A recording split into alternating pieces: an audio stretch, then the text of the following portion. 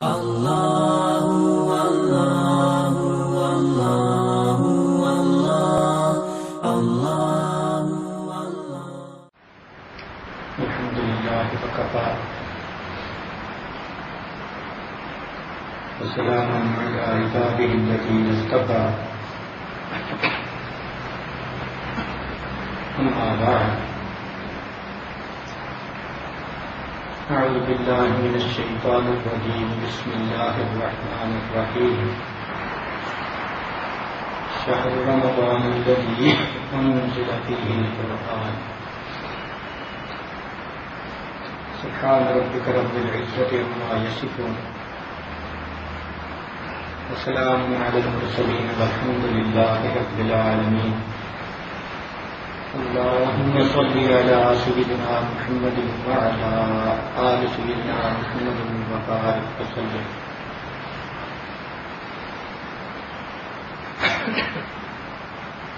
اللهم صل على سيدنا محمد وعلى آل سيدنا محمد وبارك وسلم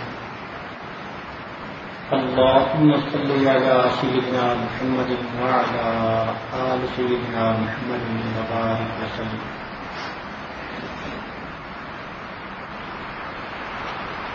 رمضان مبارک کے فضائل مختلف عنوانات سے آپ سنتے ہی رہتے ہیں.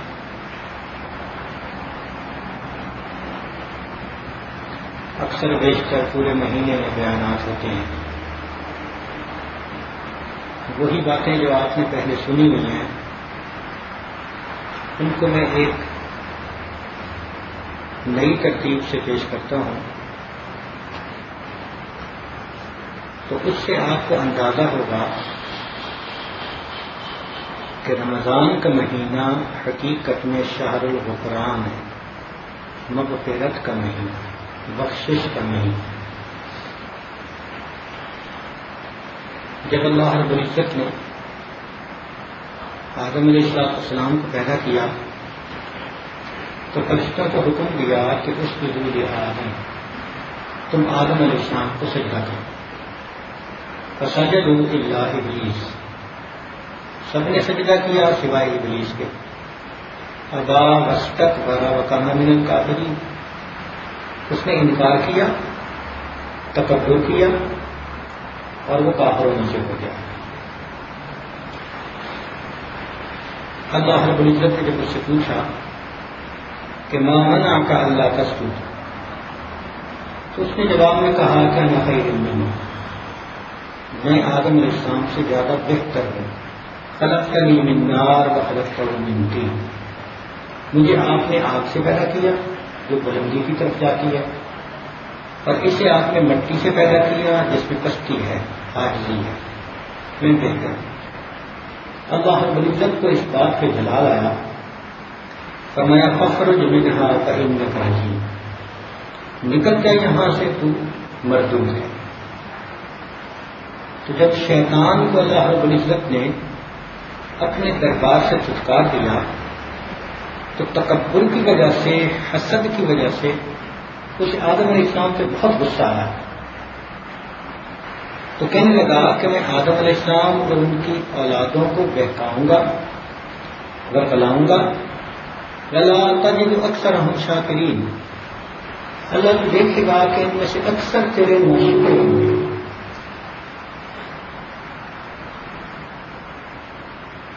پھر اس نے ایک مہلت مانگی کہ مجھے قیامت تک کے لیے مہلت دے دیجیے. اللہ رب العزت نے فرمایا انک من المنذرین، تجھے ہم نے مہلت عطا کر دی. اب جب مہلت بھی مل گئی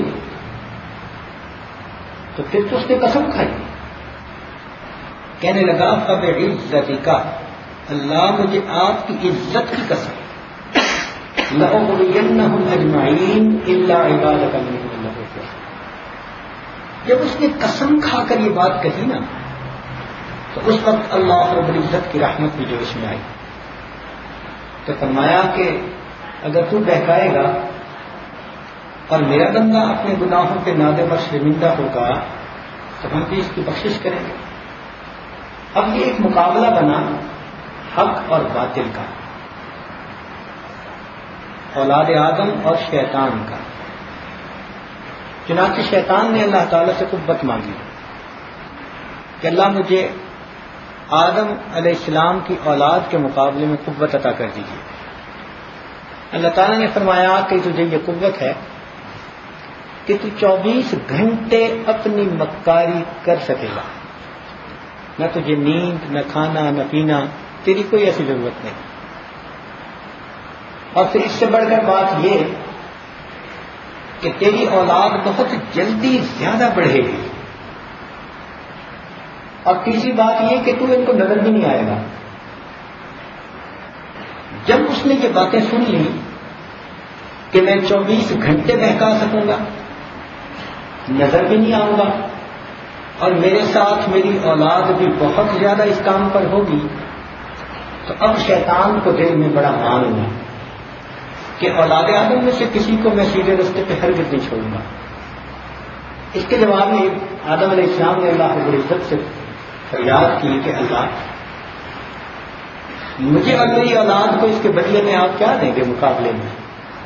ارشاد فرمایا کہ جب بھی تیری اولاد میں سے کوئی بندہ اپنے کیے ہوئے گناہ کے اوپر نادم اور شرمندہ ہوگا، میں اس کے پچھلے تمام گناہوں کو معاف کر دوں گا۔ اب یہ ایک ایسی بات تھی کہ جس پہ شیطان تڑپ اٹھا کہ یوں تو میری سالوں کی محنت ضائع ہو جائے گی۔ تو یوں سمجھیے کہ یہ دو پہلوانوں کے درمیان کشتی ہے۔ اللہ رب العزت چاہتے ہیں کہ اولاد آدم کامیاب ہو، اور چونکہ اللہ رب العزت کو شیطان سے ذاتی عداوت ہے، یہ بات سمجھ لیجیے، اللہ تعالیٰ کو شیطان سے اور شیطانیت سے ذاتی عداوت ہے۔ ایک بندے سے ذاتی دشمنی ہوتی ہے نا، تو بندہ اس کو اسپیئر نہیں کرتا، ذاتی دشمنی میں۔ اللہ تعالیٰ کو ذاتی دشمنی کیوں؟ کہ یہ غدار ہے، اس نے اللہ رب العزت کے سامنے تکبر کیا، چیلنج کیا۔ لیکن سوال پیدا ہوتا ہے کہ اس کی کوئی دلیل بھی تو ہونی چاہیے، تو علماء نے اس کی دلیل دی ہے۔ وہ فرماتے ہیں کہ دیکھو، اللہ رب العزت نے تسمیہ شروع فرمایا تو ذاتی نام کے ساتھ صفاتی نام بھی استعمال کرنا ہے۔ چنانچہ ہم پڑھتے ہیں بسم اللہ الرحمن الرحیم، تو رحمان اور رحیم اللہ تعالیٰ کے صفاتی نام ہیں، مگر صفاتی نام تو دوسرے بھی لگائے جا سکتے ہیں، جیسے سمیع بصیرہ بندے کے لیے بھی استعمال ہوا، رؤوف الرحیم نبی علیہ السلام کے لیے بھی استعمال ہوا، حالانکہ صفت تو اللہ تعالیٰ کی ہے، لیکن ذاتی نام تو کسی کے لیے استعمال نہیں نہ ہو سکتا۔ لہذا جب شیطان کا معاملہ آیا تو اللہ رب العزت نے اپنے بندوں سے کہا کہ دیکھو، جب تمہیں اس بدبخت سے حفاظت مطلوب ہو، اس کے حملے تم پر ہو رہے ہوں، تو تم مجھ سے پناہ مانگنا صفاتی نام نہیں، فقط ذاتی نام کے ساتھ۔ جیسے کسی کو اپنا پرسنل موبائل نمبر دے دیتے ہیں، اور جو عام آدمی ہوتا ہے تو اس کو ساتھ والے دفتر کے بھی نمبر دے دیتے ہیں، تو جس کو ذاتی نمبر دیا جاتا ہے ادھر ذاتی کنسرن ہوتا ہے اپنا، کہ تم ڈائل کرو گے تو ڈائریکٹ میرے ساتھ بات ہوگی۔ تو اللہ رب العزت نے اسی لیے تعوذ میں فقط ایک اسم کا استعمال فرمایا، اور وہ کیا تھا؟ اللہ کا ذاتی نام، کیا؟ اعوذ باللہ من الشیطان الرجیم۔ اس میں فقط اللہ رب العزت کے ذاتی نام کا استعمال، اس لیے کہ اللہ کو ذاتی عداوت تھی۔ اپنے ذاتی نام کے ساتھ جب بندہ پکارے گا، اللہ بندے کو شیطان سے بچا کے دکھا دے، میرے بندے کو نے مجھے پکارا ہے، میرا ذاتی نام لے کر پکارا ہے۔ اب یہاں ایک طالب علمانہ سوال پیدا ہوتا ہے کہ جب اللہ تعالیٰ کو ذاتی عداوت ہے تو شیطان کو بناتے ہی نا، شیطان کے بنانے کا کیا فائدہ؟ خواہ ورغلاتا ہے، اللہ کا نافرمان بناتا ہے، خود تو بدبخت بنا ہی، اولاد آدم کے بھی پیچھے لگ گیا ہے، اس کے پیدا کرنے میں کیا فائدہ؟ علماء نے اس میں بھی فائدہ نکالا. اللہ جزائے خیر دے علماء کرام کو، قدم قدم پہ جنہوں نے رہنمائی فرمائی. اب ایک مثال پہلے سمجھ لیجئے تاکہ بات سمجھ میں آ جائے. وہ یہ ہے کہ اگر کسی ماں کے بیٹے کو اس کا کوئی دوست بگاڑ دے، برا تھا، صحبت اچھی نہیں تھی، اس نے بیٹے کو بھی خراب کر دیا، وہ بیٹے کی اپنی اس میں نیت شامل بھی ہو. نیت کے بغیر تو کوئی نہیں نا بگاڑتا کسی کو، مگر ماں کبھی بھی اپنے بیٹے کو الزام نہیں دیتی محبت کی بنا پر. جب بھی بات ہوگا کہ وہ بدبخت تھا، وہ بہت ہی کوئی شقی تھا، اس نے میرے بیٹے کو خراب کر دیا، میرا بیٹا تو ایسا نہیں تھا. بیوی کو خاوند سے محبت بھی ہوتی ہے مگر خاوند کی برائیوں سے تنگ بھی ہوتی ہے، تو تذکرہ کرتے ہوئے خاوند کو بچا جاتی ہے. بندہ تو جی بڑا اچھا ہے ویسے دل کا، بس اس کے دوست برے بن گئے. یعنی خاوند کو بچا لیا اور سارا بوجھ اس کے دوستوں کے سر پہ ڈال دیا. یہاں بھی معاملہ ایسا کہ بندہ دنیا میں جب بھی کوئی گناہ کر بیٹھتا ہے تو اللہ رب العزت چونکہ بندے کے ساتھ محبت فرماتے ہیں، ایمان والوں سے اللہ تعالیٰ کو ذاتی محبت ہے، شیطان سے اللہ کو ذاتی عداوت ہے. اس لیے جب بھی کوئی مومن شیطان کے پنجے میں آ کر کوئی گناہ کا ارتکاب کر بیٹھتا ہے، اللہ تعالیٰ اس بندے کو برا نہیں کہتے بلکہ سارے بوجھ کو شیطان کے سر پہ ڈالیں. سنیے قرآن عظیم الشان، ایک جگہ اللہ فرماتے ہیں من بعد ان نزغ الشیطان، شیطان کے سر بات ڈال دی. فرمایا فانسانیہ الشیطان، حالانکہ بھولے تو وہ تھے مگر بھلانے کا عمل کس کی طرف منسوب کر دیا؟ شیطان کی طرف. ایک جگہ فرمایا فاضلہم الشیطان. اب گندم کا دانہ تو آدم علیہ السلام اور حوا نے کھایا، لیکن جب تذکرہ کیا تو کس کا تذکرہ کر دیا؟ معلوم ہوا کہ اب مومن کے لیے آسانی ہو گئی. اگر وہ اللہ سے معافی مانگ لے تو بچاؤ کی صورت نکل آئی. اگر شیطان نہ ہوتا اور ہم اپنے نفس کی خباثت کی وجہ سے گناہ کر بیٹھتے تو پھر مجرم بھی ہمیشہ کے لیے ہم بن جاتے. اب شیطان کی وجہ سے اللہ نے ایمان والوں کے لیے آسانیاں کر دی. کوئی غلطی بھی کر بیٹھتے ہیں، اللہ شیطان کے سر ڈال کے مومن کے بخشش کے بہانے بنا دے.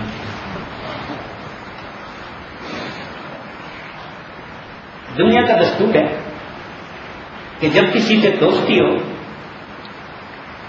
اور اس کی کہیں لڑائی ہو جائے تو لوگ اپنے دوست کی مدد کرتے ہیں. حضرت موسیٰ علیہ السلام نے بھی ایسا کیا. جب نکلے تو دیکھا کہ ایک آدمی ان کی قوم کے کسی آدمی کو مار رہا ہے، تو حضرت موسیٰ علیہ السلام نے مدافعت کی اس بندے کی جو ان کی قوم کا تھا، بلکہ ایک مکہ بھی لگا دیا. فوقذہ موسیٰ فقضى علیہ، ایسا مکہ لگایا کہ ایک پنچ لگا کے ہمیشہ کے لیے ٹیکنیکل ناک آؤٹ کر دیا. تو یہ دستور ہے دنیا کا کہ دوست کی مدد کی جاتی ہے. اب شیطان انسان کو برائی کی طرف کھینچنے کے لیے ہر وقت تدبیریں کر رہا ہے اور بندہ اللہ سے مدد مانگتا ہے. اللہ رب العزت نے اپنے بندوں پر مہربانی فرما دی، ان کے لیے بخشش کے بہانے بنا. یہ رمضان مبارک کا مہینہ اللہ رب العزت نے بخشش کے بہانے بنائے. اگر آپ قرآن و حدیث کو پڑھیں نا تو نقطے کی بات یہ سمجھ میں آتی ہے کہ یہ مہینہ بنایا ہی بخشش کے لیے گیا ہے، اس لیے اس کو شہر الغفران کہا. ایک دیہاتی آدمی میلہ دیکھنے کے لیے گیا، اللہ کی شان کے وہاں اس کی جیب کٹ گئی. بہت رنجیدہ تھا، بہت غمزدہ تھا، پریشان تھا. گھر آیا تو بیوی نے پوچھا کہ سناؤ میلہ کیسا تھا؟ کہنے لگا میلہ کیا، لوگوں نے میری جیب کاٹنے کے لیے پکھنڈ بنایا ہوا تھا، یعنی بہانہ بنایا ہوا تھا. بالکل اگر احادیث کو سامنے رکھ کے دیکھا جائے تو یہ پورے رمضان کا فلسفہ یوں نظر آتا ہے، اللہ تعالیٰ نے بندے کی بخشش کا بہانہ بنایا. بہانے بخشش کے یہ عاجز آپ کے سامنے پیش کرتا ہے. سال کے 12 مہینے اور بخشش کے 12 بہانے، تاکہ ہر بخشش کے بہانے کے بدلے 1 مہینے کے گناہ معاف. اس لیے اس کو شہر عظیم کہا گیا، شہر الرحمہ کہا گیا. یہ رحمت کا مہینہ ہے. اللہ تعالیٰ کی رحمت اپنے جو بنتے ہوتی ہے. آپ یوں کہہ سکتے ہیں کہ اللہ تعالیٰ کی رحمت کا اوشن اپنی ہائی ٹائیڈ کنڈیشن میں ہوتا ہے.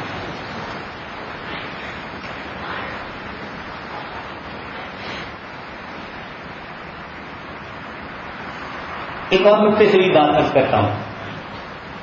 اللہ تعالیٰ نے اپنے پیارے محبوب صلی اللہ علیہ وسلم سے وعدہ فرمایا کہ اے میرے محبوب صلی اللہ علیہ وسلم وَلَسَوْفَ يُعْطِيكَ رَبُّكَ فَتَرْضَىٰ، تیرا رب تجھے اتنا عطا کرے گا کہ تو راضی ہو جائے گا. اپنی زبان میں ہم اس کا ترجمہ کریں نا سمجھنے کی خاطر تو یوں بنے گا کہ تیرا رب تجھے اتنا عطا کرے گا کہ تو بس بس کرے گا. کئی دفعہ ہوتا ہے نا دینے والا دے رہا ہوتا ہے، وہ کہتے ہیں بس بس ٹھیک بس. تو فترضیٰ کا مفہوم یہی کہ تو بس بس کرے گا، اتنا دے گا. اب اللہ رب العزت کے محبوب صلی اللہ علیہ وسلم تو نہیں چاہتے کہ ایک امتی بھی جہنم میں جائے. اب قیامت کے دن ساری امت کو بخش دیا جائے تو یہ بات بھی ذرا عجیب امتیاز نظر آتی ہے. اللہ رب العزت نے مہربانی فرما کے اس امت کو رمضان کا مہینہ دے دیا تاکہ دنیا میں ہی ان کا معاملہ طے کر دیا جائے. اس بات کو سمجھنے کے لیے ایک واقعہ سنیے. جب اس ساجد نے انجینئرنگ کی تو جو ہمارے ہیڈ آف ڈپارٹمنٹ تھے وہ اس ساجد سے بہت خوش تھے. مجھے آخری پیپر کے دن انہوں نے بلایا اور کہنے لگے کہ آپ بی ایس سی کر چکے، اب ایم ایس سی کرو اور ساتھ لیکچرشپ بھی کر لو. ہم نے کہا جی بہت اچھا، آپ جیسے مشورہ دیں، آپ بڑھیں. انہوں نے کہا اس کا طریقہ یہ ہے کہ میں ٹیمپریری تمہیں اپنے پاس ایڈ ہاک بیسس پہ رکھ لیتا ہوں. حالانکہ یونیورسٹی میں رکھنے کا ایک پروسیجر ہے اور اس پروسیجر میں ایڈورٹائزمنٹ ہوتی ہے، اپلیکیشن دی جاتی ہیں، انٹرویو میں لوگ آتے ہیں، پینل بنتا ہے، پھر جا کے بندوں کو رکھا جاتا ہے.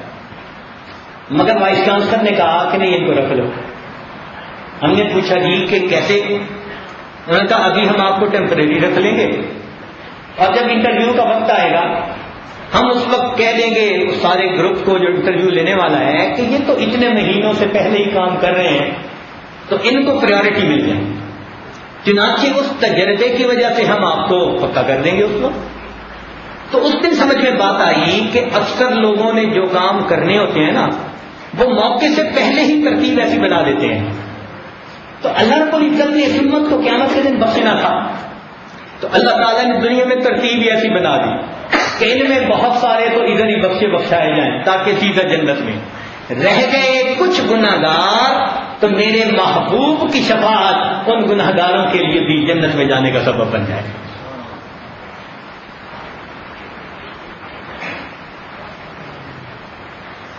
کرنی تھی مغفرت تو بہانے بنا دیے، کرنی تھی مغفرت تو بہانے بنا دیے، جنت میں مومنوں کے ٹھکانے بنا دیے. رمضان مبارک کا مہینہ عجیب برکتوں والا مہینہ ہے. اب دیکھیے کہ مغفرت کے 12 بہانے کیسے بنے. سب سے پہلا بہانہ کہ جب رمضان مبارک آتا ہے تو حدیث پاک کے مطابق اللہ تعالیٰ جبریل علیہ السلام کو بھیجتے ہیں کہ تم فرشتوں کو لے کر جاؤ اور سرکش شیاطین کو جا کر تم قید کر دو تاکہ وہ میرے محبوب کی امت کے روزہ داروں کے روزوں کو خراب نہ کر سکے. تو سرکش شیاطین کو اللہ تعالیٰ نے بندھوا دیا. مقابلہ دیکھو ہوتا بھی یہی ہے کہ جب کسی کا کوئی دوست ہو نا تو جس سے لڑ رہا ہو اس کے ہاتھ پکڑ کے اس کو مرواتا ہے. تو جب میں پڑھتا ہوں نا حدیث کے الفاظ کہ اللہ نے کہا کہ قید کر دو تو مجھے یہی بات یاد آتی ہے کہ اللہ تعالیٰ اس بدماش کو پکڑ کے مرواتے ہیں. ہے مومن باقی سارے مہینے تو یہ تجھے دیکھتا ہے، تو نہیں دیکھ سکتا، اب میں اس کا بندوبست کرتا ہوں، اسے میں فرشتوں کے ذریعے قید کرواتا ہوں اور تجھے موقع دیتا ہوں اعمال کرنے کا، تو اس مہینے میں اتنے اعمال کر کہ اس کے چھوٹنے سے پہلے تجھے میری رضا حاصل ہو جائے۔ تو دیکھیے شیطان کو قید کروا دیا۔ اگر شیطان کھلا ہوتا، پتہ نہیں ہماری روزوں کا، تراویح کا، تلاوت کے اعمال کا، کسی کو ریا کے ذریعے، کسی کو کسی ذریعے سے وہ خراب کروا دیتا، کیے ہوئے عمل ضائع ہوتے ہیں۔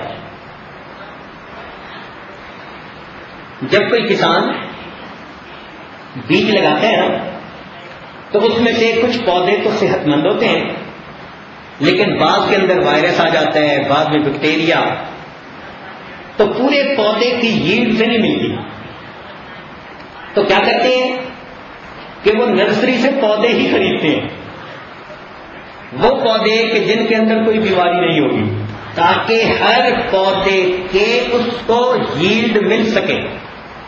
اللہ رب العزت نے بھی شیطان کو قید کروایا، اس کا بنیادی مقصد یہی تھا کہ میرے بندو پہلے تم 100 عمل کرتے تو اس میں سے ہو سکتا ہے 10 اجر ملنے کے قابل ہوتے، اب جب اس کو میں نے بنوا دیا اور یہ تمہارے عملوں کو خراب نہیں کر رہا، اب تمہارے 100 کے 100 عمل ایسے ہوں گے کہ ان پر تمہیں میری ذات سے اجر مل جائے گا۔ تو مغفرت کا پہلا بہانہ کہ اللہ رب العزت نے شیطان کو قید کروا دیا۔ دوسرا بہانہ، اللہ رب العزت نے اعمال کا اجر بڑھا دیا، ریٹ بڑھا دیے۔ پہلے ہی بہت اجر دینے کا وعدہ، عام حالات میں بھی کہا تھا کہ من جاء بالحسنۃ فلہ اجر امثال، ایک نیکی کرو گے تو 10 کا اجر ملے گا، اور فرمایا اور تم اخلاص کے ساتھ کرو گے تو اس نیکی کی مثال کمثل حبہ، ایک بیج کی مانند ہے، انبتت 7 سنابل، جس میں سے 7 شاخیں کھوکھلیں پھوٹی، فی کل سنبلۃ 100 حبہ، اور ہر سکتے کے اندر 100 دانے، تو ایک دانے سے کتنے بنے؟ 700 دانے بن گئے۔ تو فرمایا کہ ایک عمل کو، ایک اجر کو ہم 700 گنا کر دیں گے۔ اللہ کے نبی صلی اللہ علیہ وسلم نے اور دعا مانگی، اللہ میری امتیوں کے اعمال کا اجر اور کر دیجئے۔ فرمایا کہ انما یوفی الصابرون اجرهم بغیر حساب، میں بغیر حساب اجر بڑھا دوں گا۔ تو پہلے بھی اللہ تعالیٰ کی طرف سے بہت ہی زیادہ اجر کا وعدہ، لیکن رمضان میں اور بھی بڑھا دیا۔ کیا فرمایا کہ 70 گنا اور زیادہ بڑھا دیں گے، نفل پڑے گا تو فرض کے برابر کا اجر دے دیں گے، فرض پہ عمل کرے گا 70 گنا اجر اور بڑھا دیں گے۔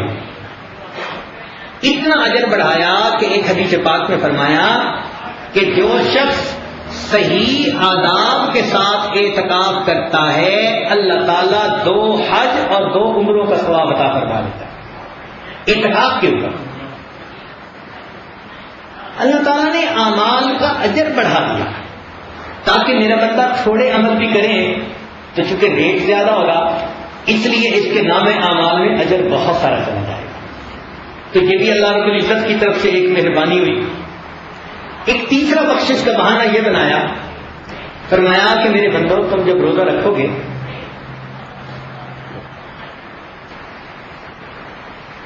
تو افطاری کے وقت ہم تمہاری دعا کو قبول کریں گے۔ اب ذرا اس کی حقیقت کو سمجھیں۔ ہمیں گھر میں فرض کرو بجلی کا کوئی بلب لگوانا ہے، ہم الیکٹریشین کو لاتے ہیں، مگر لانے سے پہلے ہم اس سے طے کرتے ہیں کہ بھئی ہم سے کتنے پیسے لوگے۔ ہم طے اس لیے کرتے ہیں کہ وہ کہیں ہم سے زیادہ نہ مانگ لے، اور ہم محدود حساب کتاب رکھتے ہیں، زیادہ دے نہیں سکتے۔ اور جن لوگوں کے پاس مال بہت ہوتا ہے وہ پہلے نہیں طے کرتے مزدور سے مزدوری، وہ کہتے ہیں کسی کو بلا کے کام کروا لو، پھر جتنے مانگے گا اتنے دے دینا۔ تو معلوم ہوا کہ عام آدمی تو مزدوری طے کرتا ہے، اور امیر آدمی کہتا ہے جتنا مانگے گا دے دیں گے۔ اللہ رب العزت نے بھی روزے کے معاملے کو ایسے ہی فرمایا، میرے بندے تم سارا دن روزہ رکھو گے، یہ تم مزدوری کرو گے میری خاطر، میری رضا کے لیے، لہذا میں وہ مالک و خالق ہوں، کہ تم سے پہلے طے نہیں کرتا، تم کتنا مانگ لو گے؟ میرے خزانوں میں کیا فرق پڑ سکتا ہے؟ ہاں میں اتنا کہتا ہوں کہ جب تم روزہ افطار کرو گے اس وقت تمہاری دعا قبول ہوگی۔ کیا مطلب؟ کہنے کا مطلب یہ تھا اس روزے پر جتنی مزدوری مانگو گے تمہاری چاہت کے مطابق میں پروردگار مزدوری عطا کر دے گا، تم مانگ لینا جو مانگتے۔ تو فرمایا کہ افطار کے وقت دعا قبول۔ اب یہ کوئی چھوٹی سی بات نہیں ہے کہ افطار کے وقت دعا قبول، اس کا مطلب تو یہ ہوا کہ اللہ رب العزت نے ہمیں 30 چیک دے دیے، جیسے بلینک چیک دے دیتے ہیں نا کسی کو کہ جی جتنی ضرورت ہو اس پر لکھ لینا، کیش کروا لینا۔ اللہ تعالیٰ نے بھی ہمیں 30 دعاؤں کے بلینک چیک دے دیے، اور کیوں نہ ہم اس پر یقین کریں؟ ذرا غور کیجیے، ذرا غور کیجیے کہ اگر کوئی نیک آدمی کسی دن ہمیں کہہ دے کہ جی آج دعا کی قبولیت کا وقت ہے، یا بالفرض ہم کسی آدمی کو بڑا اللہ کا ولی سمجھتے ہیں، بزرگ سمجھتے ہیں، نیک سمجھتے ہیں، اور وہ کسی دن ہمیں یہ کہہ دیں کہ آج قبولیت دعا کا وقت ہے، دعا مانگو، تو ہماری دعا مانگنے کی کیفیت کیا ہوگی بھائی؟ رو رہے ہوں گے، عاجزی کر رہے ہوں گے، دل لگا کے مانگ رہے ہوں گے، کسی سے بات بھی نہیں کریں گے، لمبی دعا مانگیں گے۔ کوئی پوچھے گا بھائی کیا؟ تو جواب ملے گا جی فلاں بزرگ نے بتایا کہ قبولیت دعا کا وقت ہے۔ اب سوچئے ایک ولی کے کہنے پہ ہم ایسے دعا مانگیں، اور یہاں تو ولیوں کے سردار اور نبیوں کے انبیاء، یعنی انبیاء کے نبی، انبیاء کے امام، امام الملائکہ سید الاولین والآخرین صلی اللہ علیہ وسلم وہ ارشاد فرماتے ہیں کہ روزہ دار آدمی افطار کے وقت جو دعا مانگتا ہے اللہ تعالیٰ اس کی دعا کو قبول کرتا ہے۔ سچی بات تو یہ ہے کہ ہم سارا سال جو دھکے کھاتے ہیں اور لوگوں کے پاس جو ہے نا وہ عملیات کے لیے جاتے پھرتے ہیں، اس کی کوئی ضرورت نہیں ہے۔ اگر ہم ان 30 دنوں میں افطاری کے وقت دل سے دعا مانگ لیں، ہماری پریشانیوں کو اللہ تعالیٰ حل کرے، لیکن موقع ملتا ہے اور ہم اس موقع کو ضائع کر دیتے ہیں۔ کتنے مرد ہیں جو اہتمام سے دعا مانگتے ہیں انفرادی طور پہ، کتنی عورتیں ہیں جو گھروں میں اہتمام سے دعا مانگتی ہیں، بس اس وقت ہمیں افطاری کھانے کی پڑی ہوتی ہے، اب سموسے بنا دو تو کباب بنا دو، اور اسی میں ہم اتنا قیمتی وقت اپنا ضائع کر رہے ہیں۔ اور ایک حدیث پاک میں ہے فی کل یوم و لیلۃ دعوۃ مستجابہ، ہر دن اور ہر رات میں ایک دعا کو اللہ قبول فرما لیتے ہیں۔ اس طرح تو پھر 60 چیک کی چیک بک بن گئی۔ اب بتائیے جس بندے کو 60 چیک دے دیے گئے ہوں سائن کر کے لکھو بھائی، تو ہم ان پر 60 ٹائم مغفرت مغفرت مغفرت کے چیک لکھتے جائیں تو کیا اللہ تعالیٰ مغفرت نہیں فرمائیں گے؟ یہ تو ہمارے اختیار میں ہے نا کہ ہم کتنا مانگتے ہیں۔ تو مانگیں تو خوب دل کھول کے مانگیں اور ہر چیز مانگیں۔ اچھا بعض لوگوں کو دیکھا کہ دعا مانگتے ہوئے زبان چھوٹی ہو جاتی ہے، مانگنے کو دل نہیں کہتا۔ یہ اعمال کی خباثت ہوتی ہے، یہ گناہوں کی نجاست ہوتی ہے کہ دعا مانگنے کو جی نہیں چاہتا۔ اچھا بندہ وہ جو ڈٹ کے مانگے۔ ہم مانگتے بھی ہیں تو کنڈیشنل مانگتے ہیں، کسی کو دعا دیں گے نا اور یہ اللہ میری عمر بھی آپ کو لگا دے، کیوں بھائی اللہ کے خزانے میں کوئی بجٹ کی کمی ہے کہ تمہاری لے گا تو اس کو دے گا، تمہارے لیے بغیر اس کو نہیں دے سکتا؟ یہ ہمیں مانگنا نہیں آتا، یعنی ہم مانگتے بھی ہیں تو مشروط۔ ایک مرتبہ خاتون آئی، میں بھی اللہ سے کچھ نہیں مانگتی، بس اللہ تعالیٰ میری اس مراد کو پورا کر دے۔ اس کو سمجھایا خدا کی بندی کیا کہہ رہی ہو، کیوں نہیں کچھ مانگتی؟ اللہ تعالیٰ صحت نہ دے تو تمہارا کیا حال ہوگا؟ اللہ تعالیٰ تم سے خامن کو جدا کر دے تو کیا ہوگا؟ اللہ تعالیٰ تمہاری عقل کو خراب کر دے تو کیا ہوگا؟ تمہیں اگر اللہ تعالیٰ فاقے دے دے تو کیا ہوگا؟ صرف ایک بات کو سامنے رکھ کے اور کچھ نہیں مانگتی، یہی مانگتی ہوں۔ نہیں، پھر اسے سمجھایا کہ یہ بندگی نہیں کہ میں ایک مانگتی ہوں، یہ تکبر ہے۔ آج بھی یہ ہے، اللہ رب العزت میں آپ سے ہر وقت مانگتی ہوں، ہر چیز مانگتی ہوں، یہ ہے بندگی۔ تو اللہ تعالیٰ سے مانگے دل کھول کے مانگ۔ وہ ایک صاحب نوجوان دعا مانگ رہے تھے، اے اللہ دے مجھے 50 ارب روپیہ۔ تو ساتھ والے نے پوچھا وہ اتنے؟ کہتے ہیں تجھ سے نہیں مانگا، اللہ سے مانگا، تو کیوں پریشان ہو رہا ہے؟ اور واقعی بات ایسی ہے، ٹوٹے رشتے وہ جوڑ دیتا ہے، ٹوٹے رشتے وہ جوڑ دیتا ہے، بات رب پہ جو چھوڑ دیتا ہے اس کے فضل و کرم کا کیا کہنا، لاکھ مانگو کروڑ دیتا ہے۔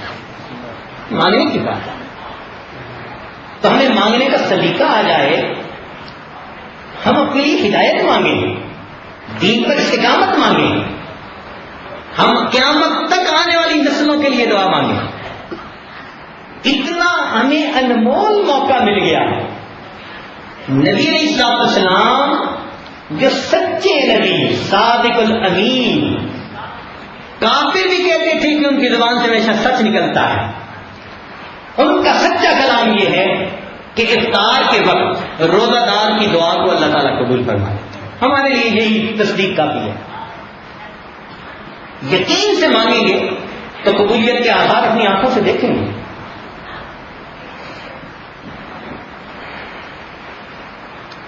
ہاں یہ ہے جو مانگنے کا طریقہ ہے، اس طرح مانگو، جو مانگنے کا طریقہ ہے اس طرح مانگو۔ درے کریم سے بندے کو کیا نہیں ملتا، کریم کہتے ہی اسی کو ہیں۔ آپ نے دیکھا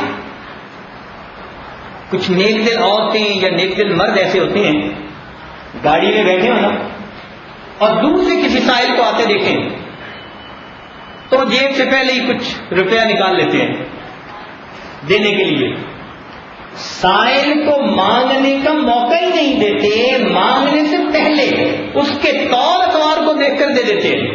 اس کو کریم کہتے ہیں کہ ایسا دینے والا جو مانگنے والے کے انداز کو دیکھے، مانگنے سے پہلے ہی اسے عطا کروا۔ سخی ایسے ہی ہوتے ہیں۔ اللہ رب العزت کریم ہے، ہم کیوں نہ مانگے ان سے؟ تو دیکھیے شیطان کو قید کر دیا، اعمال کا اجر بڑھا دیا، افطاری کے وقت دعا کی قبولیت کا وعدہ فرما دیا، اور چوتھا کام یہ کیا کہ مخلوق کو اس روزہ دار کی مغفرت کی دعا پر لگا دیا۔ ہو سکتا ہے یہ سستی کر جائے، کچھ نہ مانگے، بھول جائے، مصروف ہو جائے۔ حدیث پاک میں آتا ہے دلوں کے اندر چیونٹیاں، پانی کے اندر مچھلیاں اور ہوا کے اندر پرندے، یہ بھی روزہ دار بندے کی مغفرت کی دعا کرتے ہیں۔ کیوں یہ کروایا؟ اس لیے کہ اگر یہ بندہ بالفرض خود نہ بھی مانگ سکا، سستی ہی کر جائے گا، تو ہم اس مخلوق کی دعا کو بہانہ بنا کر اس بندے کے گناہوں کی بخشش کروا دیں۔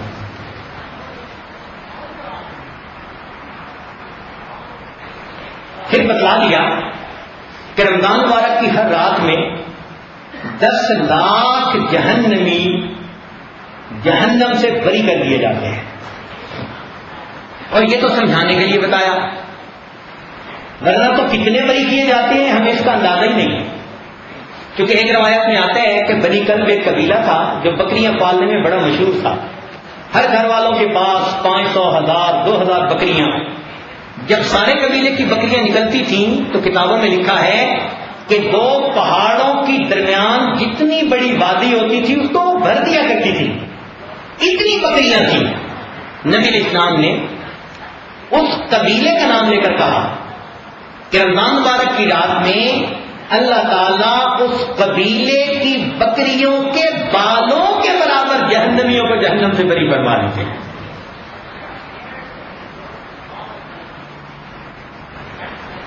تو یہ بھی بتلا دیا تاکہ یقین رہے کہ جب اتنے بری ہوتے ہیں اس کا مطلب ہے کہ اذن عام ہے، تو پھر ہم بھی اگر تھوڑی سی کوشش کریں گے تو ہمارے لیے آسانیاں ہو جائیں گی۔ پھر اللہ تعالیٰ ایک فرشتے کو فرماتے ہیں کہ رات میں تم اعلان کرو اور میرے بندوں سے کہو میری طرف سے حل من سائل فاعطی له، ہے کہ تم میں سے سوال کرنے والا کہ میں اس کے سوال کو پورا کر دوں؟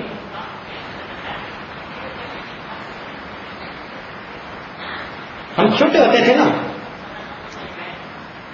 اس زمانے میں جب کوئی بندہ بیمار ہوتا تھا تو فقط دواؤں پہ زور نہیں ہوتا تھا، یتیم امام زیادہ بنے ہوئے تھے، دعاؤں اور صدقے پہ بھی زور ہوتا تھا۔ چنانچہ ہم دیکھتے تھے کہ بہنیں اپنے بھائیوں کو مغرب کے وقت مسجد کے دروازوں پہ لے کے کھڑی ہو جاتی تھی، اور جب نمازی نماز پڑھ کے نکلتا تھا کہتی تھی جی میرے بھائی کو دم کر دو یہ بیمار ہے۔ یقین زیادہ تھا، اور جہاں کوئی بیمار ہوتا تھا تو پھر گھر والے 5, 7, 10 روپے کے پیسے بنوا لیتے تھے اور بچوں کو بلاتے تھے، اور بیمار بچے کو کہتے تھے تم تقسیم کرو، بچے خوش ہو کے دعا دیں گے، اللہ کے راستے میں صدقہ ہوگا، تمہیں اس کے بدلے شفا مل جائے۔ تو ہمیں یاد ہے کہ ہم 2ری 3ری کلاس میں پڑھتے تھے، تو گھر میں کوئی بیمار تو امی نے اشارہ کرنا کہ تم بلاؤ بچوں کو، تو ہم دروازے کے باہر کھڑے ہو کے نا ایک آواز لگاتے تھے دوستوں کو کہ بھئی آؤ یہاں پیسے بٹیں گے، اور تھوڑی دیر میں ہر گھر سے بچے بھاگ کے آتے تھے اور وہ بیمار آدمی ان بچوں کو پیسے دیتا تھا۔ انڈر لائن آئیڈیا یہ ہوتا تھا کہ ان بچوں کی معصوم دعاؤں سے اللہ اس بیمار کی بیماری کو دور کروائے۔ مجھے اب بھی یاد آتا ہے کہ جب بھی اعلان کرنے والا کسی گھر سے بچہ آواز دیتا ہم سنتے تھے تو ہمیں پکا یقین ہوتا تھا کہ چونکہ اعلان ہوا ہے نا اس لیے وہاں جائیں گے تو لازمی پیسے پٹیں گے۔ اب وہ بچپن کی بات کبھی کبھی یاد آتی ہے کہ جب انسانوں میں یہ حالت تھی کہ کوئی گھر کے باہر اعلان کروا دے تو وہ اس کی لاج رکھتے تھے، تو اللہ رب العزت جب فرشتوں کے ذریعے رمضان مبارک کی ہر رات میں اعلان کرواتے ہیں حل من سائل فاعطی له، ہے کوئی مانگنے والا کہ میں اس کو عطا کر دوں، تو یقیناً جو آدمی مانگے گا اللہ رب العزت اس کی دعا کو قبول فرمائے گا۔ ہے کوئی مغفرت کا طلب کرنے والا کہ اسے عطا کر دیا جائے۔ ہم تو مائل بکرم ہیں کوئی سائل ہی نہیں، راہ دکھلائیں کسے راہ رو منزل ہی نہیں، طور تو موجود ہے موسیٰ ہی نہیں۔ تو اب دیکھیے 5 باتیں، شیطان کو قید کر دیا، اعمال کا اجر بڑھا دیا، افطار کے وقت دعا قبول کرنے کا وعدہ فرما دیا، مخلوق کو دعا پر لگا دیا، ہر رات میں جہنمی 10 لاکھ جہنمی بنے ہونے کے وعدہ فرما دیا، اور پھر آگے 6ٹھی بات دیکھیے کہ ایک ایسی بھی رات بنا دی، فرمایا کہ وہ تمہارے لیے 1000 مہینوں سے زیادہ بہتر رات۔ اب 1000 مہینوں کے تقریباً 83 سال بنتے ہیں۔ اب دیکھیں کہ آج کل کی عمریں 83 سال نہیں ہوتی، اکثر لوگ اس سے پہلے 80 سے پہلے ہی چلے جاتے ہیں۔ تو معلوم ہوا کہ اگر کسی کو ایک لیلۃ القدر کی عبادت نصیب ہو جائے تو اللہ رب العزت کی طرف سے گویا پوری زندگی عبادت کا ثواب اس بندے کو حاصل ہو گیا، پوری زندگی کی محنت ایک رات میں اس کو مل گئی۔ اب یہاں سوال پیدا ہوتا ہے جی کہ ہم لیلۃ القدر میں عبادت کیسے کریں؟ تو وہ بھی طریقے سے بتا دیا۔ مثلا یہ تو نہ کہا کہ بھئی شروع کب ہوتی ہے، اس لیے کہ اگر بتا دیا تو یہ ایسے لوگ ہیں کہ یہ انتظار میں ہی رہیں گے، باقی سارا رمضان سوئے رہیں گے کہ لیلۃ القدر میں ہی دعا مانگ لیں گے، اور جب لیلۃ القدر آئے گی تو کہیں گے ابھی بڑا وقت ہے، جب وہ قبولیت دعا کا وقت ہوگا اس وقت مانگ لیں گے، اور جب قبولیت کا وقت شروع ہوتا تو یہ لوٹا لے کے اس وقت وضو کرنے جا رہے ہوتے۔ تو اللہ رب العزت نے مہربانی فرما دی کہ اس کی ابتدا کو اپنے پاس خفیہ رکھا۔ ہاں اتنا بتا دیا کہ وہ سال میں کوئی رات ہو سکتی ہے، مگر زیادہ بے گمان یہ کہ وہ رمضان کی رات ہوگی، رمضان میں بھی آخری عشرے کی رات ہوگی، اور آخری اشرے میں بھی طاعت راتیں ہوں گی. تو اشارے بتاتے گئے، مگر ایک نقطہ اور بھی کہہ دیا. فرمایا کہ دیکھو وہ جو بھی رات ہوتی ہے، جب بھی وہ خاص رحمتوں کا نزول ہوتا ہے، جس میں جبریل علیہ السلام نیچے اترتے ہیں، وہ 10 بجے اتریں، 12 بجے اتریں، 2 بجے اتریں، یہ کسی کو معلوم نہیں. لیکن فرمایا کہ تمہیں ایک نقطہ بتا دیتے ہیں کہ جب ان رحمتوں کا نزول شروع ہوتا ہے، ہی حتی مطلع الفجر، وہ مطلع فجر تک باقی رہتی ہیں. اب امت کے لیے آسانیاں کر دی. اس کا مطلب یہ ہے کہ جو آدمی سحری میں ذرا جلدی اٹھ جائے اور سحری کر کے آخری آدھا گھنٹہ 1 گھنٹہ عبادت میں گزار لے، یقین کیا جا سکتا ہے کہ ہمیں اللہ تعالیٰ لیلۃ القدر میں عبادت کرنے کا ثواب عطا کروا دے. تو بہانے سے یہ بھی بتا دیا. ہاں فرمایا لیلۃ القدر میں 4 بندوں کی مغفرت نہیں ہوتی. ایک جو آدمی شراب پیتا ہو یا نشہ باز ہو، کیونکہ آج نشے کی اور بھی کئی صورتیں نکل آئی ہیں. دوسرا فرمایا جو والدین کا نافرمان ہو. تیسرا فرمایا جو قطع رحمی کرنے والا ہو. اور چوتھا فرمایا جو سینے کے اندر بغض رکھنے والا ہو، کینہ رکھنے والا. اب ہم ذرا اپنے پر غور کریں کہ ان چاروں میں سے کون کون سی برائیاں ہمارے اندر موجود ہیں، اور جو موجود ہیں ہم ان سے اللہ سے سچی معافی مانگ لیں. ان برائیوں کے ہوتے ہوئے مغفرت نہیں ہوگی. یہ بات ذرا ذہن میں رکھیے گا کہ رحمت اور لعنت ایک وقت میں جمع نہیں ہو سکتی. یہ نہیں ہو سکتا کہ اسی بندے پہ لعنت بھی برسے اور اسی بندے پہ رحمت بھی برس رہی. نہیں، لعنت والے اعمال سے اس کو توبہ کرنی پڑے گی، نتیجہ ہوگا اللہ تعالیٰ پھر رحمت برسا دے.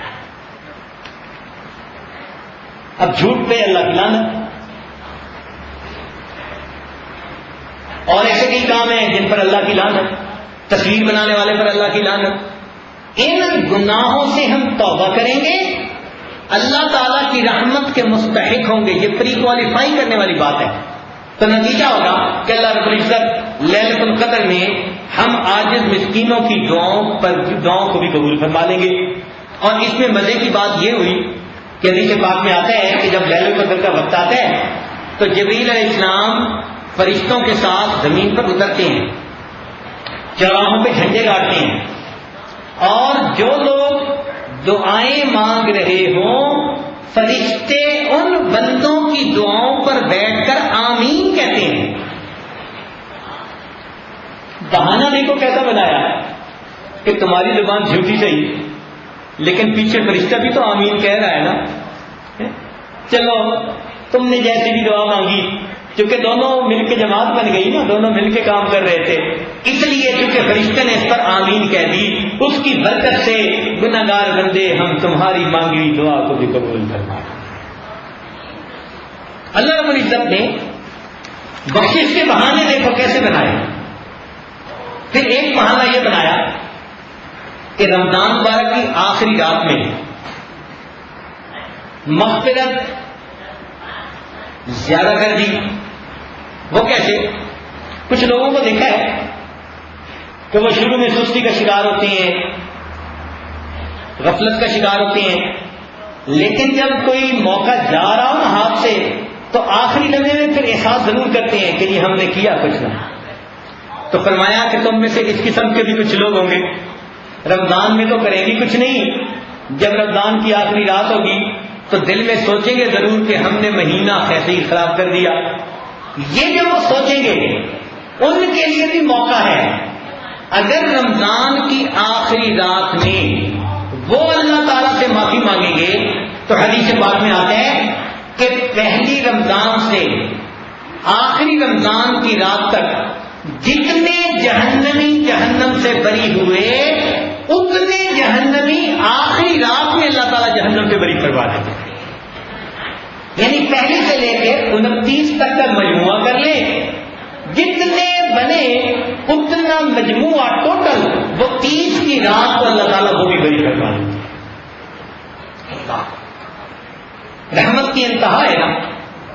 بخشش بہانے ڈھونڈ رہی ہے. اچھا ہو سکتا ہے کہ کسی نے رمضان کی رات میں بھی احساس نہ کیا تو آگے عید کی رات آ گئی.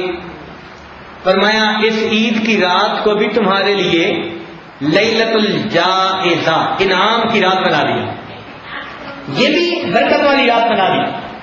چنانچہ حدیث پاک میں آتا ہے کہ جو بندہ احساس کر کے عید کی رات کچھ دعا مانگے، عبادت کرے، اللہ تعالیٰ اس کی عبادت کو بھی قبول فرمائے.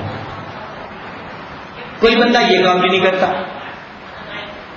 تو فرمایا کہ چلو جتنے بھی غافل ہوں، عید کے دن تو آخر اچھے کپڑے پہن کے ساری عیدگاہ میں آ جاتے ہیں. ہم نے دیکھا کہ شرابی، دانی، کبابی قسم کے لوگ عید کی نماز وہ بھی پڑھنے آ جاتے ہیں.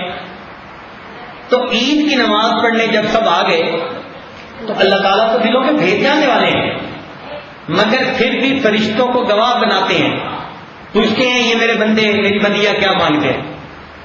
فرشتے جواب دیتے ہیں کہ اللہ یہ وہ مزدور ہیں جنہوں نے پورا مہینہ مزدوری کی، اب آپ سے یہ مزدوری لینے کے لیے یہاں جمع ہو گئے.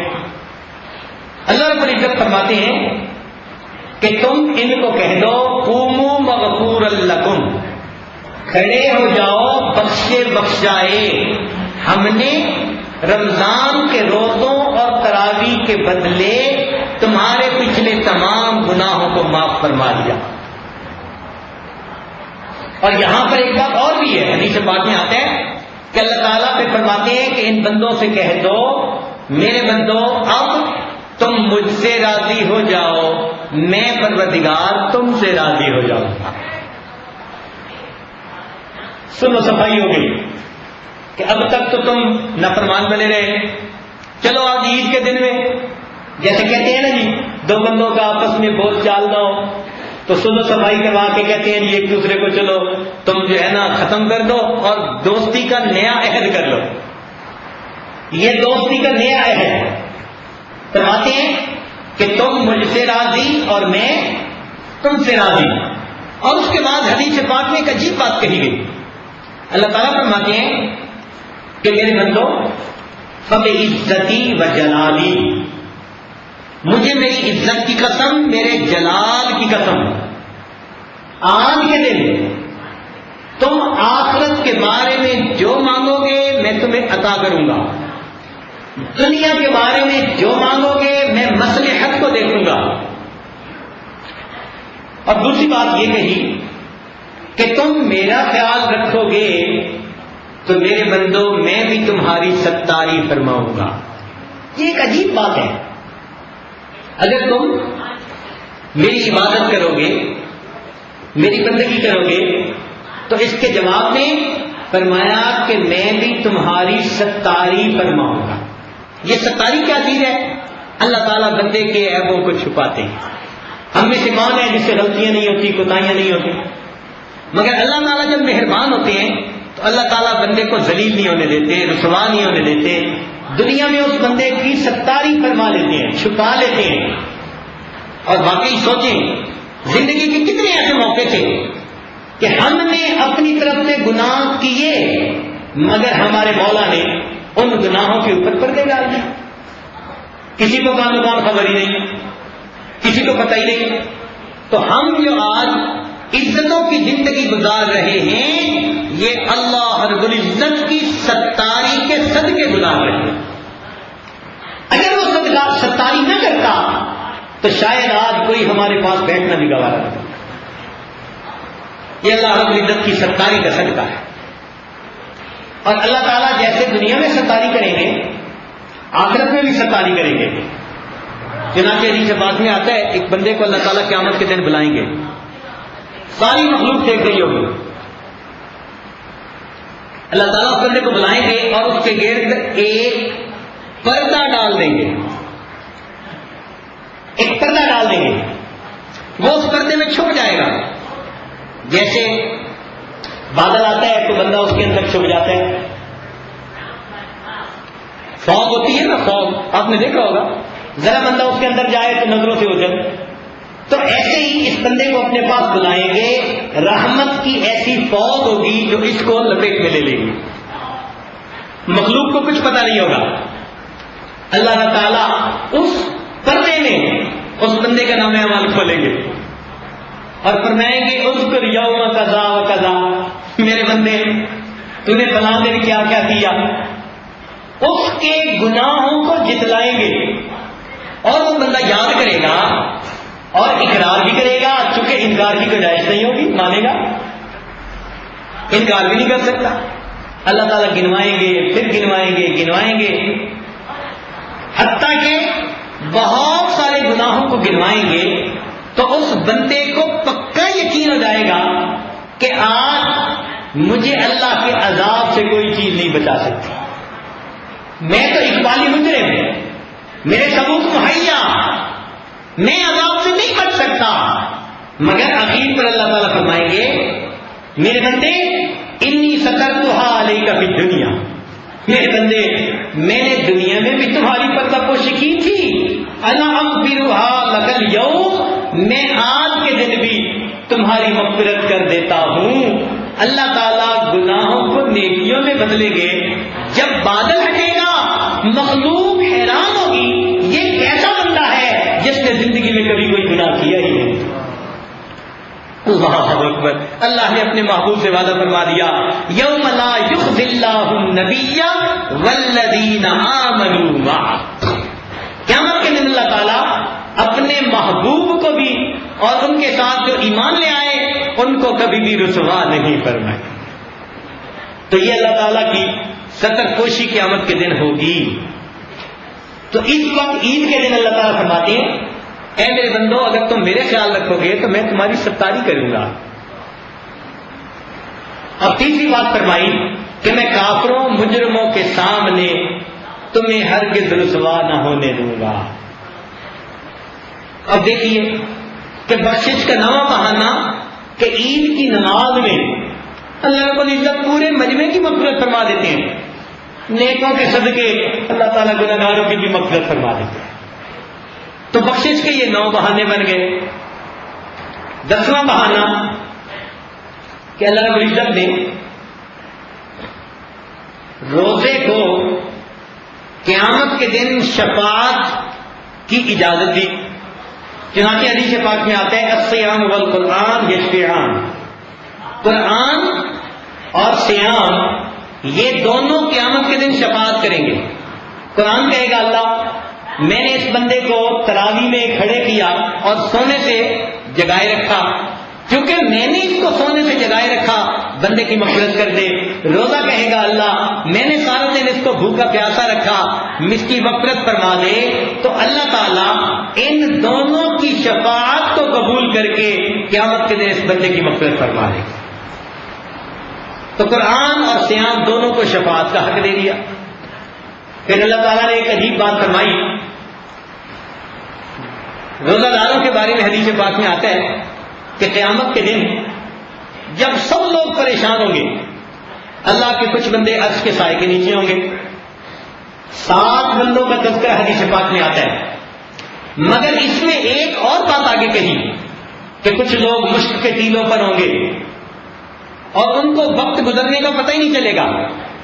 اسی طرح حدیث پاک میں آتا ہے کہ جو بندے دنیا کے اندر صحیح آداب کے ساتھ روزے رکھتے ہوں گے، جتنی دیر مخلوق کا حساب ہوگا اللہ تعالیٰ ان بندوں کے لیے عرش کے نیچے دسترخوان بچھائیں گے اور ان کی دعوت فرمائیں گے۔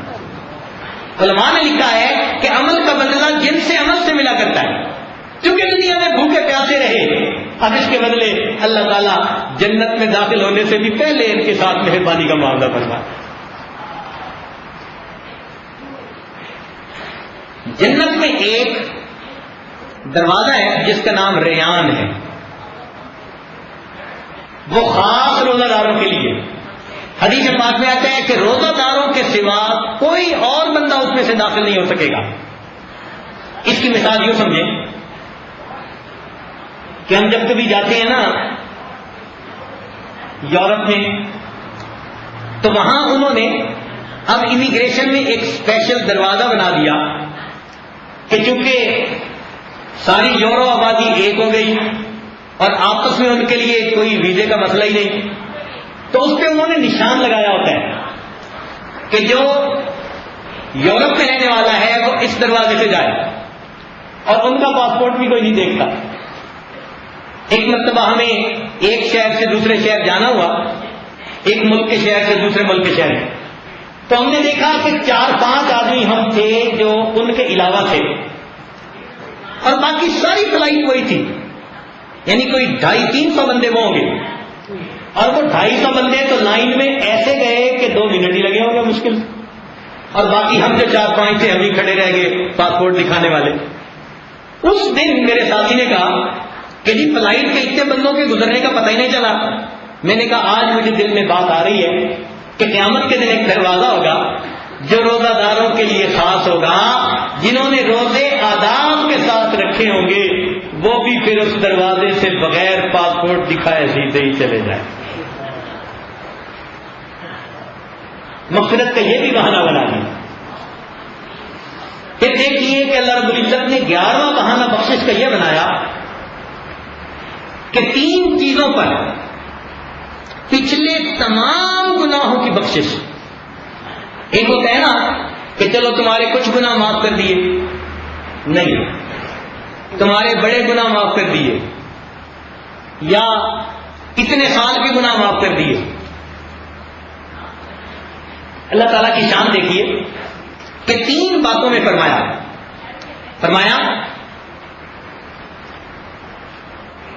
کہ من صام رمضان ایمانا و احتسابا، جس نے رمضان کے روزے رکھے ایمان اور احتساب کے ساتھ، غفر لہ ما تقدم من ذنبہ، جتنے بھی پہلے گناہ ہوں گے سب گناہ معاف کر دیے جائیں گے. پھر تراویح کے بارے میں کہا من قام رمضان ایمانا و احتسابا غفر لہ ما تقدم من ذنبہ. اور پھر ان سے بڑھ کر ایک تیسری بات کہی من قام لیلۃ القدر ایمانا و احتسابا غفر لہ ما تقدم من ذنبہ. مجھے تو ایسا لگتا ہے کہ جیسے غفر لہ ما تقدم من ذنبہ یہ مقصد تھا اور آگے بہانے کر دیے. اچھا جو روزے رکھے گا سب گناہ معاف، اچھا جو رات کو قیام کرے گا سب گناہ معاف، اچھا جو لیلۃ القدر میں کھڑا ہوگا اس کے بھی سب گناہ معاف کر دیں. جیسے تلا ہوا ہوتا ہے نا کوئی معاف کرنے کے لیے، واقعی اللہ رب العزت کی رحمت یوں تلی ہوئی ہے کہ کسی طرح بندوں کے پچھلے سب گناہوں کو معاف کر دے. تو اللہ رب العزت نے بہانے بنا دیے. اور دیکھیے افطاری کا کھانا تو کوئی مشکل نہیں ہوتا. بھوک لگی ہوتی ہے تو ہر بندہ پہلے سے تیار ہوتا ہے. سحری کا کھانا بھی ذرا مشکل ہوتا ہے کہ رات کو ذرا دیر سے سوئے تو اٹھنا مشکل ہوتا ہے. لو کھانا کھلانے کے لیے فرمایا ان اللہ و ملائکتہ یصلون علی المتصحرین، اللہ تعالی اور اس کے فرشتے سحری کھانے والوں پر رحمتیں نازل فرماتے ہیں. اللہ کھانے کو بھی عبادت بنا دیا. میرے مولا مقصد کیا تھا کہ چلو بھوکا رہ کے بخشش نہ کروا سکے تو چلو کھا کے ہی کروا لیں.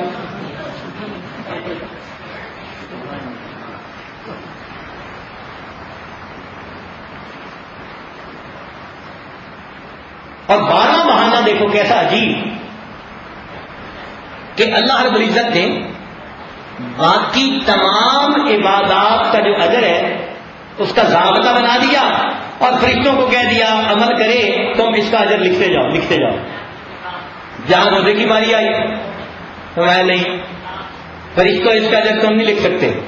الصوم لی وانا اجزی بہ، روزہ میرے لیے ہے اور اس کا اجر بھی میرے ہی ذمہ. کیا مطلب کہ اگر باقی کچھ بھی نہ کر سکا تو اجر تو میں نے ہی دینا ہے. میں پروردگار اتنا اجر دے دوں گا پچھلے سب گناہوں کو معاف کر دوں گا. حد کر دی اللہ رب العزت، یعنی انتہا کر دی اس کی. تو اجر اپنے ذمہ رکھ لیا کہ ہو سکتا ہے کہ یہ ان بہانوں میں سے کسی ایک میں بھی فٹ نہ ہو سکے تو اجر تو میرے ذمہ ہے نا. تو فرمایا جیسا بھی عمل ہوگا میں پروردگار اس عمل پہ اتنا اجر دے دوں گا کہ اپنے محبوب کے امتی کی بالآخر مغفرت کر دوں گا. بتائیں کہ اللہ رب العزت نے انتہا کر دی، انتہا کر دی۔ اب انتہا کرنے کے باوجود بھی اگر کوئی آدمی قدر نہ کرے رمضان کی تو پھر غصہ آتے ہیں نا، تو پھر جب غصہ آیا تو فرشتے کو بھیج دیا کہ جاؤ میرے محبوب کے سامنے جا کر کہو برباد ہو جائے وہ شخص جس نے رمضان کا مہینہ پایا اور اپنی مغفرت نہ کروائی، کہ جب ہم مغفرت پہ تلے ہیں اور یہ پھر مغفرت کا بہانہ بھی نہیں کوئی دے رہا تو اس جیسا شقی اور بدبخت تو کوئی نہیں ہے، تو جاؤ میرے محبوب کو پھر بتا دو۔ چنانچہ محبوب کے سامنے جبریل علیہ السلام آئے اور انہوں نے یہ بد دعا کی اور اللہ کے محبوب صلی اللہ علیہ وسلم نے اس پر آمین کی مہر لگا دی۔ جب اس حدیث کو پڑھتے ہیں نا تو حیرانی ہوتی ہے کہ یا اللہ، بچے سے ماں ناراض بھی ہو نا تب بھی اس بچے کو کوئی گالی دے رہا ہو تو ماں آمین نہیں کہتی، غصے میں آتی ہے۔ کون ہوتا ہے گالی دینے والا؟ ماں بچے کی بد دعا پہ آمین نہیں کہتی تو نبی علیہ السلام تو ماؤں سے بھی زیادہ امت کے اوپر شفیق ہیں، جو تہجد میں روتے تھے، جو ہر موقع پہ اللہ سے مغفرت کی دعا مانگتے تھے۔ یہ کیسے ہو گیا کہ اس محبوب نے اس بد دعا پر آمین کہہ دی؟ تو علماء نے لکھا کہ حقیقت میں اللہ تعالیٰ نے بہانوں کی حد کر دی تھی، اس کے باوجود جس نے اپنی مغفرت کا بہانہ ہی نہ بنایا واقعی یہ شقی اور بدبخت ہے، لہذا اللہ کے محبوب نے بھی اس پر آمین کی مہر لگا دی۔ اب ہمیں چاہیے کہ ہم رمضان مبارک میں اپنے لیے بخشش کا کوئی نہ کوئی بہانہ ضرور بنائیں۔ یہ جتنی باتیں بتائیں یہ ساری بخشش کے بہانے ہیں، ان کو استعمال کریں اور اللہ تعالیٰ سے اپنی بخشش مانگیں۔ اللہ تعالیٰ قادر ہے، وہ ایک عمل پر بھی سب گناہ معاف کر سکتا ہے۔ جس کو چاہے کھینچ لے رحمت میں وہ، جس کو چاہے بھیج دے جنت میں وہ، اس کا اختیار ہے، وہ جس کو چاہے جنت عطا فرما دے۔ اس لیے نبی علیہ السلام کو رمضان مبارک کی انتظار رہا کرتی تھی۔ حدیث پاک میں آتا ہے، مشکات شریف کی روایت، کہ نبی علیہ السلام دعا مانگتے تھے، اللہم بارک لنا فی رجب و شعبان وبلغنا الی رمضان، اے اللہ ہمیں رجب اور شعبان میں برکت عطا فرما اور بخیریت ہمیں رمضان تک پہنچا۔ تو جس مہینے تک پہنچنے کے لیے اللہ کے پیارے محبوب صلی اللہ علیہ وسلم کی دعا مانگے تو وہ کتنا برکت اور رحمت کا مہینہ ہوگا۔ اللہ تعالیٰ نے اپنی رحمت سے ہمیں وہ مہینہ عطا فرما دیا۔ ایک حدیث پاک میں آتا ہے، نبی علیہ السلام نے فرمایا کہ رجب کا مہینہ میری امت کا مہینہ۔ کیا مطلب؟ مطلب یہ کہ رجب کو باقی مہینوں پر وہ فضیلت حاصل ہے جو میری امت کو باقی امتوں کو، اور فرمایا کہ شعبان کا مہینہ میرا مہینہ، کہ شعبان کو باقی مہینوں میں وہ فضیلت حاصل ہے جو مجھے باقی انبیاء پر فضیلت حاصل ہے، اور فرمایا کہ رمضان کا مہینہ اللہ کا مہینہ، اس مہینے کو باقی مہینوں پہ وہ فضیلت حاصل ہے جو اللہ رب العزت کو اپنی مخلوق کے اوپر حاصل ہے۔ یہ عجیب بخشش کا مہینہ۔ امام ربانی مجدد ثانی رحمۃ اللہ فرماتے ہیں کہ اگر باقی پورے سال کی رحمتوں کو رمضان کی رحمتوں کے ساتھ اکٹھا کیا جائے تو یوں لگے گا کہ جیسے ایک دریا سمندر کے سامنے ہم نے لا دیا۔ پورے سال کی رحمتیں دریا کی مانند ہیں، اس اکیلے مہینے کی رحمتیں سمندر کی مانند۔ اس لیے اللہ تعالیٰ نے اس مہینے میں قرآن اتارا۔ حکمت کیا تھی؟ ذرا توجہ سے سنیے۔ حکمت یہ تھی کہ قرآن اترا تو معاصی جو ہے کفر و شرک کی ظلمت ختم ہو گئی، رمضان آئے گا اللہ تعالیٰ معصیت کی ظلمت کو ختم کروا دے۔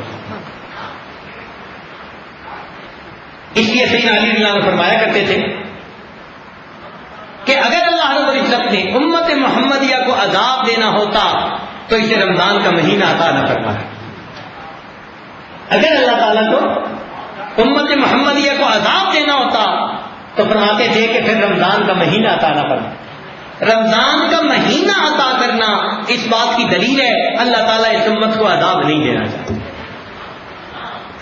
حفاظت جس سفینے کی انہیں منظور ہوتی ہے، حفاظت جس سفینے کی انہیں منظور ہوتی ہے، کنارے تک اسے خود لا کے طوفان چھوڑ دیتے. جب حفاظت منظور ہوتی ہے نا، اس کو کنارے پہ پہنچانے کے بعد پھر طوفان لگا دیتے ہیں. یہ تو کنارے پہنچے نا. امت کے ساتھ بھی ایسا کہ رمضان کنارے لگا کے پھر شیطان کو چھوڑتے ہیں. اچھا بھائی اب تیری رسی چھوڑ دیں گے، اب تو کر جو تو نے کرنا ہے. وہاں میرے اللہ آپ اپنے بندوں پر کتنے مہربان ہیں. یہ دیکھیں کاروباری لوگوں کا نا سیزن ہوتا ہے.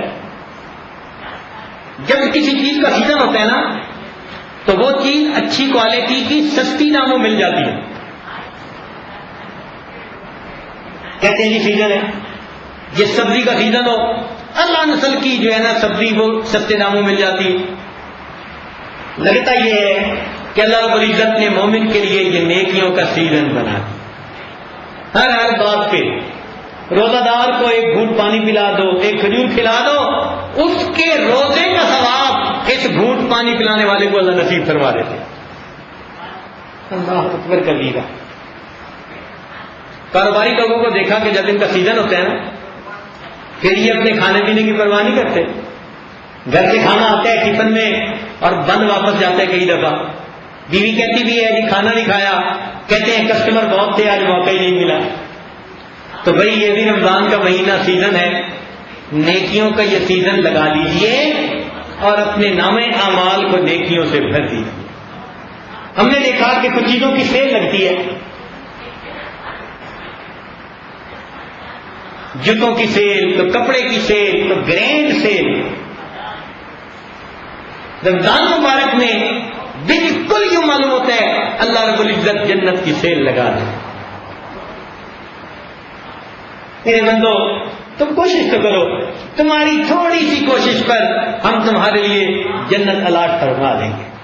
اس لیے نبی اسلام نے فرمایا کہ دعا مانگو اللہم انی اسألک الجنہ واعوذ بک من النار.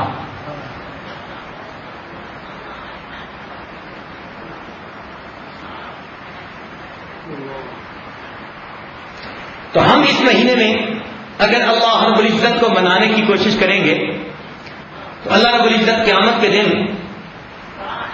یقیناً ہمیں اس کا اجر عطا فرمائیں گے. ہمارے مشاہد نے لکھا ہے، بات بڑے کام کی ہے، توجہ سے سننے کے قابل ہے.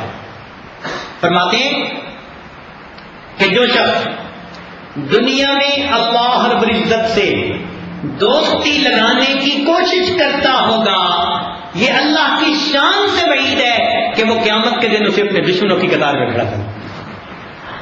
یہ عظمت الہی سے بعید ہے. تو جو شخص بھی دنیا میں اللہ سے دوستی محبت کرنے کی کوشش کرے گا، آپ جو اعتکاف کے لیے آ کر بیٹھے، یہ آپ کا عمل اس کی دلیل ہے کہ آپ اللہ کو اپنا دوست بنانا چاہتے ہیں، اللہ کے دوست بننا چاہتے ہیں، اللہ تعالیٰ کو منانا چاہتے ہیں. یقیناً یہ آپ کا عمل اللہ رب العزت کے ہاں بخشش کا ذریعہ بنے گا. چنانچہ ہمارے بعض بزرگوں نے فرمایا کہ سیدنا یوسف علیہ السلام 12 بھائی تھے. انی رأیت 11 کوكبا، 11 ستارے اور 12ویں خود یوسف علیہ السلام.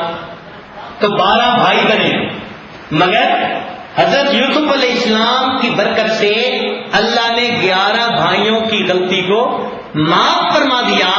یہ رمضان کا مہینہ حضرت یوسف علیہ السلام کی مانند ہے. اس ایک مہینے کی برکت سے اللہ 11 مہینوں کے گناہوں کو معاف فرما دے.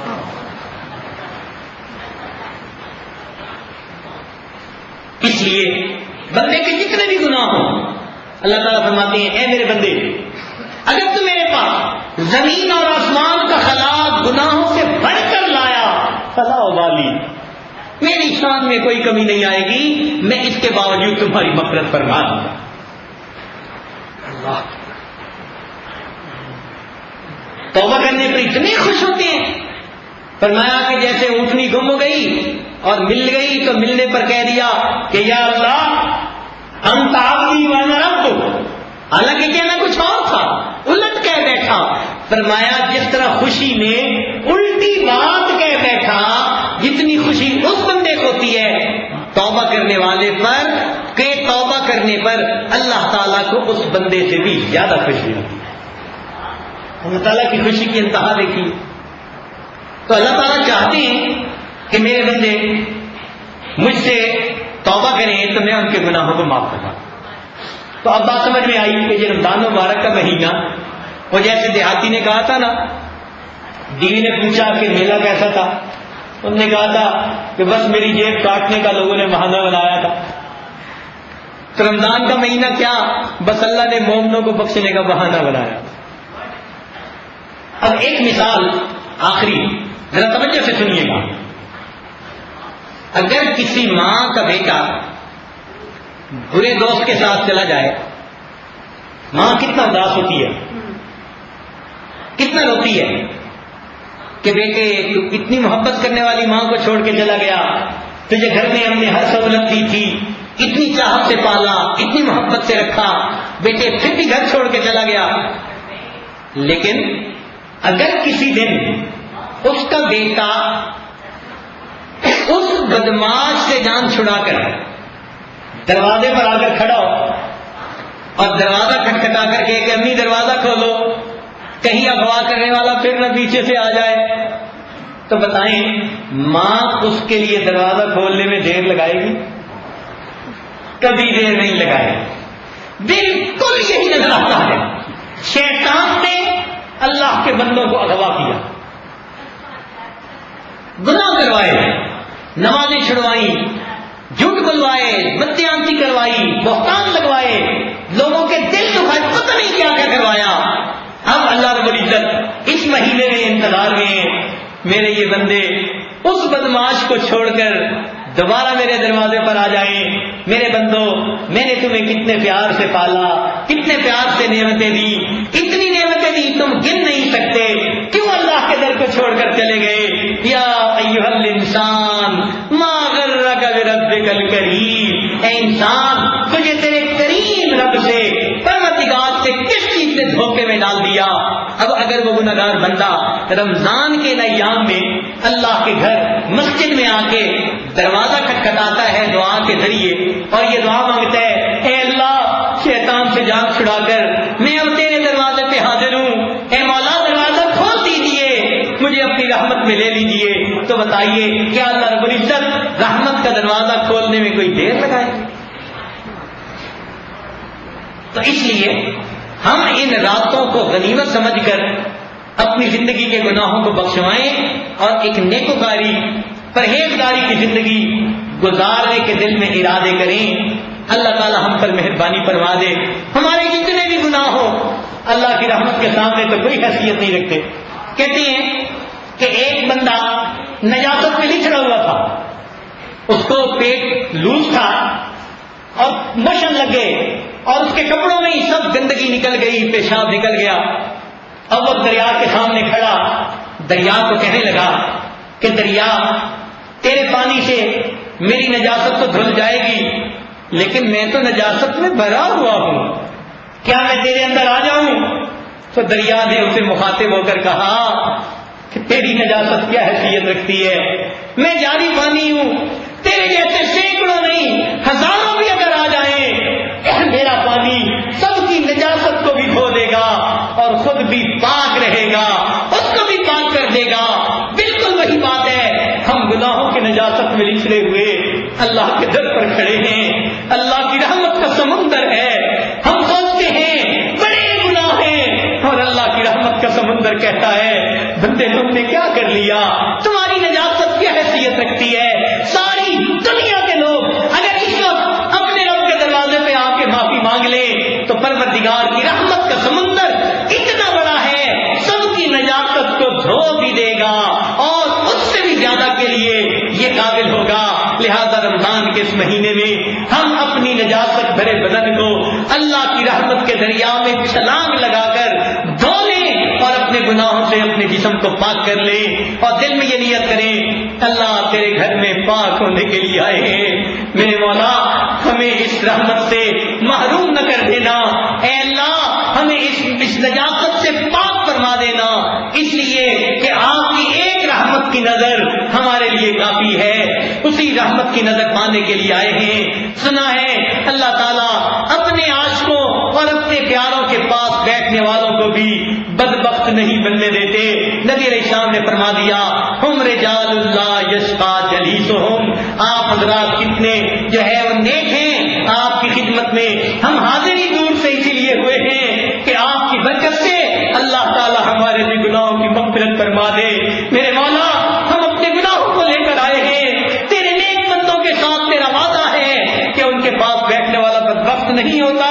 میرے مولا ہمیں بھی آپ اجازت دیجیے، ہم بھی آپ کی رحمت کے دریا میں غوطہ لگا لیں، اجازت ہو تو آ کر میں بھی شامل ان میں ہو جاؤں۔ سنا ہے کہ تیرے در پر ہجوم آ چکا ہوگا، یہ اعتکاف میں اپنے گھروں کو چھوڑ کر آنے والے، مقامی طور پہ گھروں کو چھوڑ کے آنے والے، یہ اللہ سے محبت میں قدم بڑھانے والے لوگ ہیں جو مسجد میں اکٹھے ہیں۔ اب ان کی برکت سے ہم دعا کرتے ہیں کہ اللہ تعالیٰ ان کی برکت سے ہمارے مسکینوں کے گناہوں کو معاف فرما دے۔